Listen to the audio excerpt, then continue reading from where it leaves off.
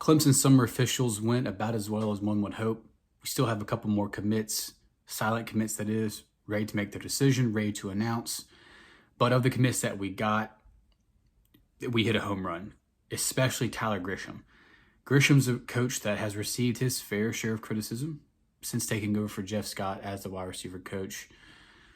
And that's really for two reasons. Recruiting seems to have fallen off, and so has the development at wide receiver. Clemson's wide receiver room just isn't what it used to be. I think we can all admit that at this point. We are no longer wide receiver U. Clemson fans making that argument, stop, you look foolish now. We just haven't been very good at that position in a few years. Clemson at one point, we oversigned taller, deep threat wide receivers, T. Higgins, Justin Ross, Joseph Ngata, Frank Ladson, E.J. Williams, a Joe. And then we woke up one day and our wide receiver room was nothing but those guys. We had a bunch of tall wide receivers that couldn't really create separation, and the entire offense struggled as a result. But fortunately, Grisham has landed two phenomenal wide receiver prospects, and we're going to start with five-star wide receiver Bryant Wesco out of Texas, another tall, lanky type of wide receiver that can really make contested catches. So obviously, we got to start thinking someone like T. Higgins. The ability to high point the ball and jump over defenders is there. He's not quite as tall as T. He's only 6'2", listed at 6'2", T, obviously being 6'5".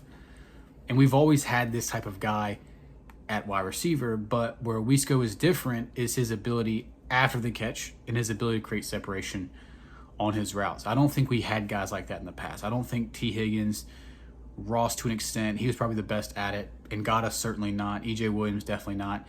They weren't great at creating separation on underneath throws. We literally just told them to run vertically, and we threw the ball up to them, and that was where they were effective. And that created a problem for us. And so this kid doesn't have electric speed, but he's explosive to create separation in underneath routes. I believe he has a dynamic route running ability. The entire tree is there for him, and he's going to look great in Garrett Riley's system. Explosive after the catch, really good ball skills.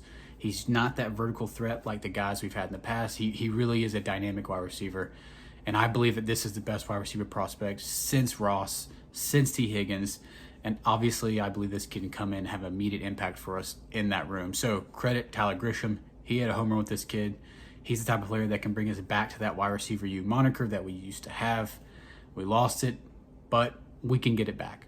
Really excited about this kid. He's going to be special. The talent is there to be a future first-round pick.